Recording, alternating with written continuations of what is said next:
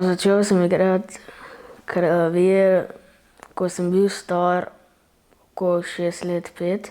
Mi je to koristilo zato, ker sem si pogledal en filmček in sem si ful želel igrati in mi je bilo všeč.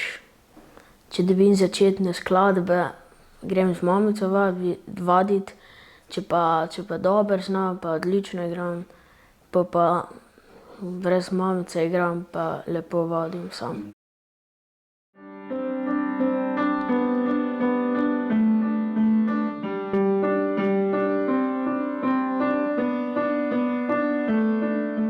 Z možem nisva verjela, da bi lahko otrok bil gluh, ker on se ni rodil z gluhoto, ampak ima pridobljeno gluhoto po antibiotikih. In ta izguba je počasi pešala. Šele takrat, ko bi moral pri 3 letih začeti govoriti, pač teh stavkov ni začel tvoriti. Zato sva se začela spraševati, če je kaj narobe. Ko pa enkrat slišiš, da je otrok gluh, se pa ti podere cel svet. Takrat je bila za mene največja težava, da vse, kar se je do zdaj pač njemu govorilo, me ni slišal. To se pravi, da me ni slišal, ko sem mu rekla, da ga imam rada. Potem je bila edina možnost za gluhega otroka vstavljanje polžkovega vsadka.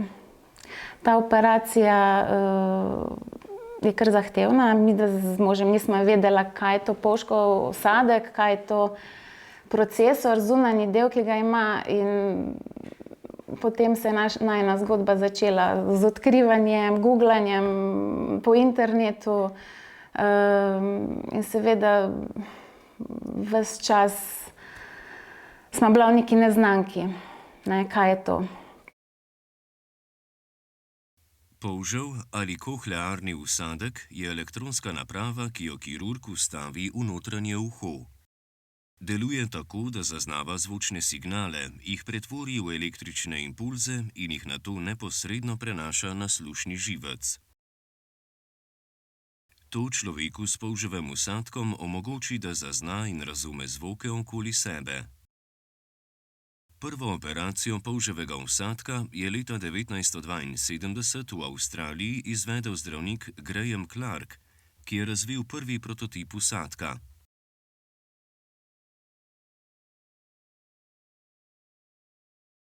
Ta prelomna operacija je odprla vrata novi dobi zdravljenja izgube sluha. Prvo operacijo polževega vsadka v Sloveniji je izvedel tim kirurgov pod vodstvom profesorja dr. Boštjana Zidarja leta 1996.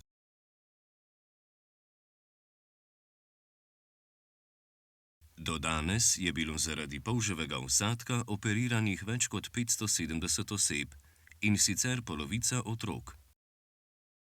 Strokovnjaki poudarjajo pomen zgodnjega posega, saj večino otrok operirajo med 1. in 2. letom starosti. Sledi rehabilitacija pod vodstvom surdopedagogov in logopedov, ki otrokom omogoči, da pravilno razpoznavajo zvoke in razvijajo sporazumevalne veščine v zgodnjih življenjskih fazah.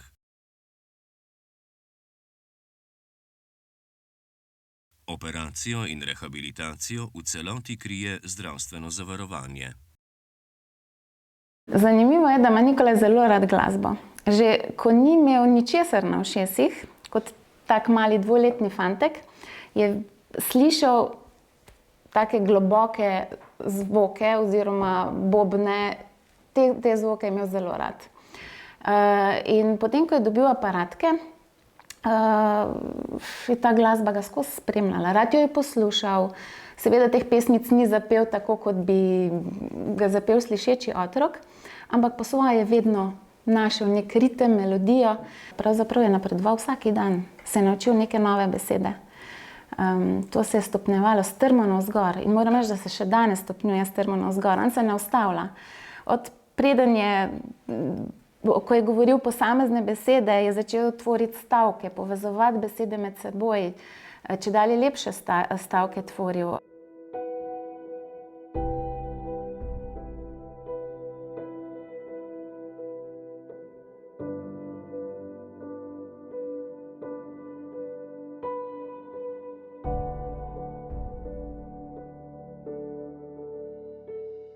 Ja, dobro slišim, razločno slišim, vse slišim okoli sebe. Ko dam pol zadke dol, je tiho in malo slišim ljudi, kaj govorijo, in se tudi lahko pogovarjam, ko je tiho. Ko sem brez aparatka, je mir pa ne slišiš toliko stvari od vsega.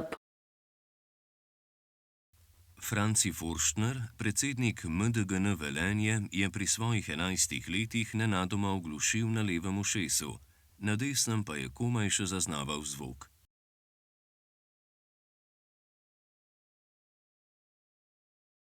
Odraščal je na kmetiji, kjer je bilo delo težko. Velika podpora v njegovem odraščanju sta bila njegova pokojna babi in pokojna mama, s katero sta skoraj vse otroštvo hodila v Ljubljano na kliniko ORL, kjer so ga surdopedagogi in logopedi učili govora in branja z ustnic.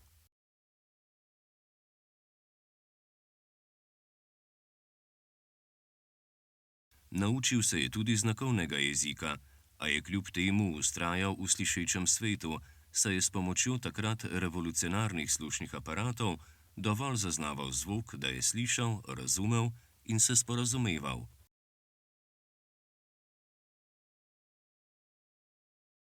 Več kot 40 let sem bil uporabnik slušnega aparata in vedno sem dobil najmočnejšega, kakor jih je na trgu sploh obstajalo. V tistem času, pri 48 letih, sem še na desnem ušesu potem izgubil sluh do konca. Ostal sem brez sluha na obeh ušesih, niti slušni aparat ni več pomagal, nič. Moral sem se odločiti, kako naprej. Govora sploh nisem več zaznal, kdo je sploh kaj rekel. Žena prihajala do mene, me je mogla vedno potapljati po rami ali po hrbtu. Mogel sem se posebej posvečati tudi, sinovi so rekli, oče ne sliši nič. Težko je bilo, res je bilo težko in tukaj res se mi je sesul svet do konca. V službi sem imel velike težave.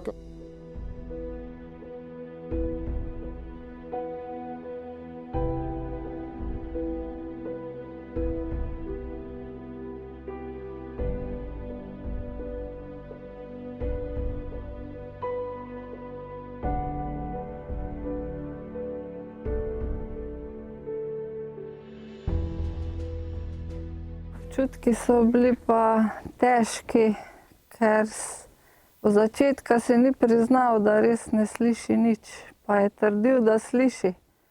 Pa dosti je bilo takih informacij, ko je mislil, da je tako, pa je bilo pa drugače, ni razumel stvari.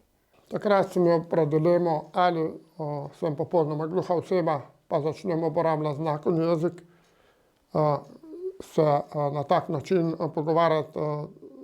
To pomeni, glede na to, da sem celo življenje bil v slišečem svetu, je bil to za mene še res dodatni šok. In ko sem se odločil za polžji vsadek, niti nisem preveč razmišljal, ali bo operacija uspešna ali ne bo. Potem sem šel na operacijo, zbudil sem se naslednji dan, vse je bilo v redu. V glavnem, tudi pooperativni poseg je bil okej. Do danes je že skoraj več kot 15 let od takrat. Sem zelo zadovoljen uporabnik polžjega vsadka. Začel sem poslušati ptičje petje, zvonjenje zvonov, tik-tak, anesteziske ure. Sedaj lahko v avtu govorimo, lahko se normalno pogovarjamo. Čisto drugo komuniciranje, ko gremo na kolo, mu kaj rečem, me sliši. Za polžev vsadek in zunanji procesor je potrebna posebna skrb, da učinkovito delujeta in ju lahko dolgo uporabljamo. Med drugim moramo vsak dan očistiti površino vsadka. Polžev vsadek je občutljiv na vlago, zato ga je potrebno sušiti v posebni sušilni napravi. Potrebno je tudi preverjati stanje baterij in jih redno menjavati. Vedno jih je treba čistiti zvečer, devati v sušilec. Seveda sem to včasih jaz delala, zdaj že Nikolaj sam to opravlja. Tudi menjuje si baterije, sam je vesten. Aparata si dam dol, kadar grem spat, če pa enkrat zaspim, mi pa ati mi da dol. Če pa, ko se pa zbudim, si lahko sam dam aparata ali pa. Otroci s polževim vsadkom lahko odraščajo enako kot njihovi vrstniki. Kljub temu je pri športnih dejavnostih potrebna posebna previdnost zaradi tveganja poškodb. Ta tehnološka rešitev otrokom omogoča polno sodelovanje v športnih dejavnostih, a je priporočljivo, da se pri tem zavedajo svojih posebnih potreb in omejitev ter skrbijo za varno uporabo aparatov. Športi, kot so nogomet, košarka, ko so kontaktni športi, so nevarni za vsadek, ki ga ima Nikolaj pod kožo. Vsak udarec lahko poškoduje ta vsadek in zato pač otrok si večinoma vedno želi športe, ki jih ne sme izvajati. Ampak od letošnjega leta smo mu tudi to omogočili, trenira košarko, s tem, da smo mu nabavili tak poseben trak za nogometaše, zaščitni, in vsak dan na treningu ga uporablja. Ko treniram košarko, imam tak trak, ki se dam v glavo in mi varuje tole, da se mi ne poškoduje. 25. februarja obeležujemo Mednarodni dan polževega vsadka. Ravno na ta dan sta leta 1957 francoska zdravnika Charles Eyries in André Journoud prvič spodbudila slušni živec z električnimi impulzi in vsadila prvo električno slušno protezo, kar je pospešilo razvoj polževega vsadka.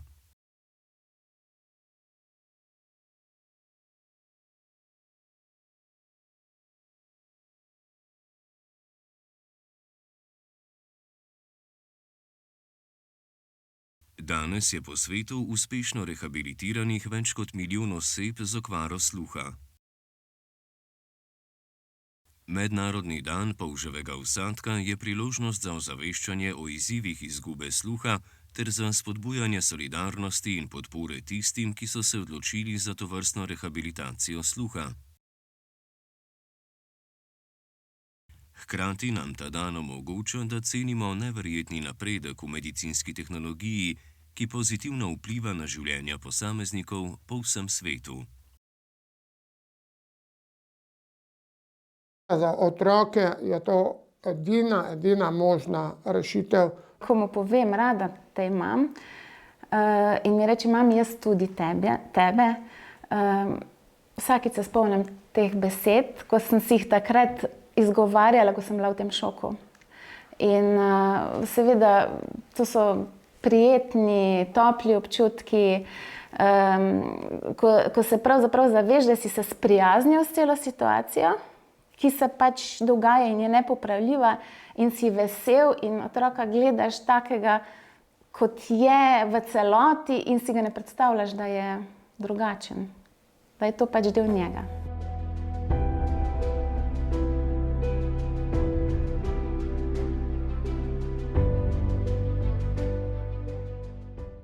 Zveza društev gluhih in naglušnih Slovenije ob dnevu polževega vsadka pripravlja spletni seminar, na katerem bodo 3 strokovnjaki in uporabnica predstavili svoje znanje in izkušnje. Izvedeli boste vse o polževem vsadku, od postopka vstavitve in življenja z njim do pomembnosti rehabilitacije in vsakdanjih izkušenj uporabnikov. Predavatelji bodo odgovarjali tako na specifična kot na splošna vprašanja na to temo. Za zagotovitev dostopnosti bo seminar vključeval sprotno podnaslavljanje in tolmačenje v slovenski znakovni jezik. Prijavite se lahko preko spletne strani ZDGNS, preko Facebookove strani Reha Center Sluh ali elektronskega naslova reha.center@zveza-gns.si.